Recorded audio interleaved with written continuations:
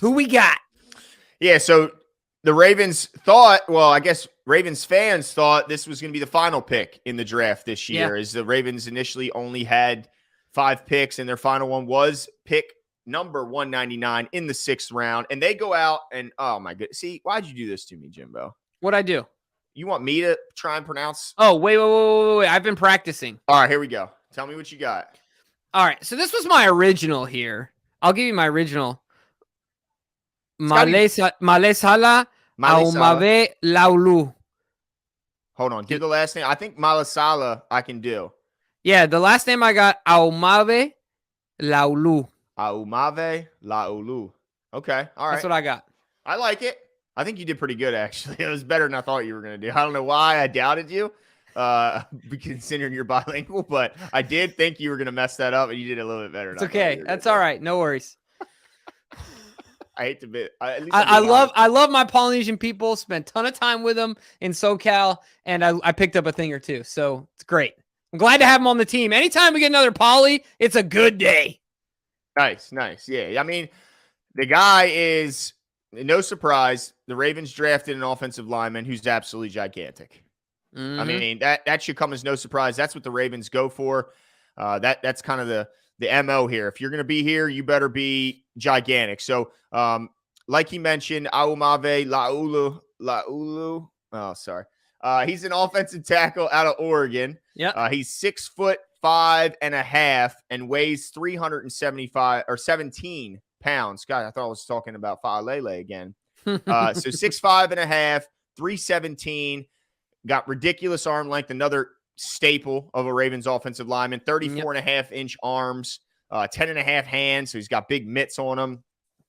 Not the fastest guy in the world, but for a guy his size, he ran a 5.2 40.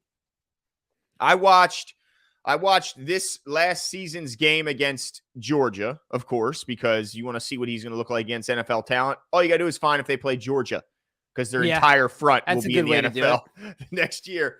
And I tell you, Jimbo, he is a big. I tell you, he's a surprising athlete for his size. They pulled him a lot, and that's encouraging because his projection is that he's going to be a guard in the next level.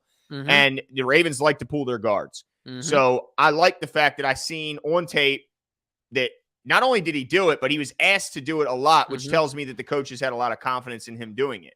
Yeah. So I love the athleticism. I love his. He plays with the nasty I think you're looking for as an offensive lineman. He's got the size. He's got the length. I think he can put on some more strength, but he still has some heavy hands that can hit you with that punch. Mm-hmm. Now, the problem is I also seen where if he misses with that punch, he can get off balance, and I seen him on his face a couple times. Mm-hmm.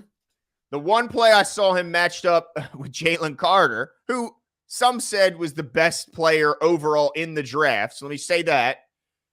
But, he put him on a highlight reel. Jalen Carter put this guy on a highlight reel. He tossed him to the side, made a play on the running back in the backfield.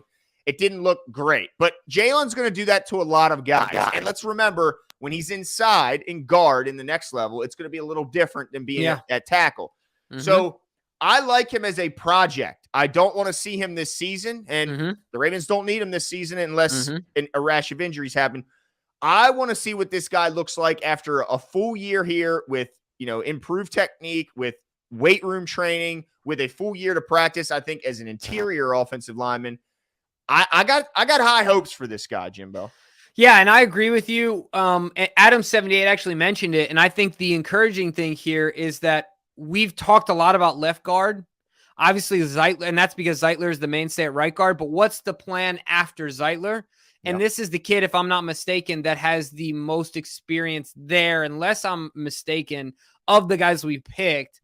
Obviously, Ben Cleveland was a natural right guard in college, kind of transitioned there as well. But of the guys we've picked, that could, it's just another opportunity for him to get on the field later on. And in practice and with the 2s or the 3s or whatever the case may be. But overall, Glenn, I agree with all of what you're saying. Certainly, the other thing, just like just like Tavius, this kid's story, of course, doesn't start at Oregon. He played JUCO in Nevada, and I think that's another reason why he went later. Playing football in Alaska, not being well known, and then heading down to to what's No, I thought it was in Texas, Navarro, Texas, right? Did he play JUCO? Let's see. I thought it was. My bad. I prospects apologize. mixed up. You're right.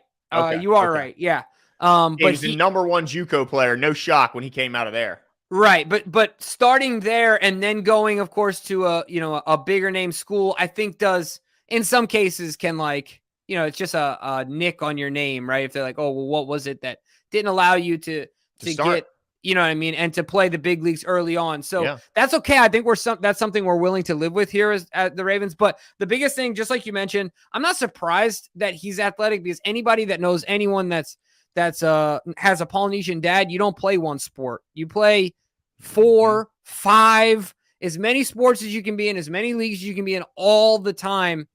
Your kids don't come home until they've practiced twice, and then they come home, right? Like, that's just kind of how it goes. So that bodes well for his athleticism. And of course, you know that I really like multi-sport athletes. So he needs to get more powerful. He needs to get more technical.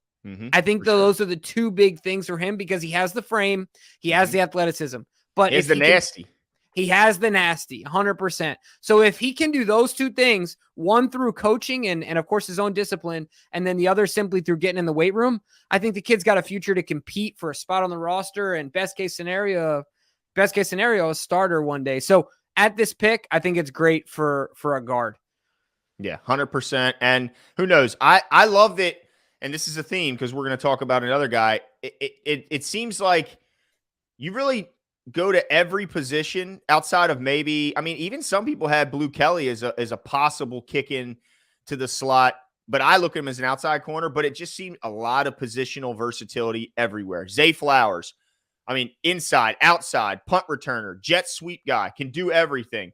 You know, Trenton Simpson, you talk about a guy, he can move everywhere. He can move. I mean, he could be your nickel if you need him to. Tavius Robinson, you put a little bit of muscle on him, bring him inside. I think he could be successful in or outside. So I just talked about Kelly. This guy, ton of tackle experience. If need be, he could play up in a pinch at tackle. And then, you know, we're going to talk about our next guy who, again, multi-positional experience. And that's just so valuable when you're stuck. You can only have so many people active on game day. So the fact that you have multiple guys in case 2 injuries happen at one spot, that you could shuffle guys around and they're not completely alien to the position, I think is extremely valuable.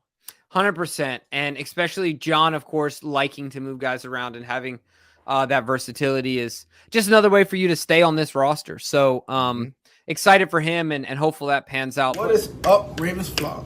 Huge shout out for your support for the 410 Sports Talk. Chance and Glenn are the best in the business.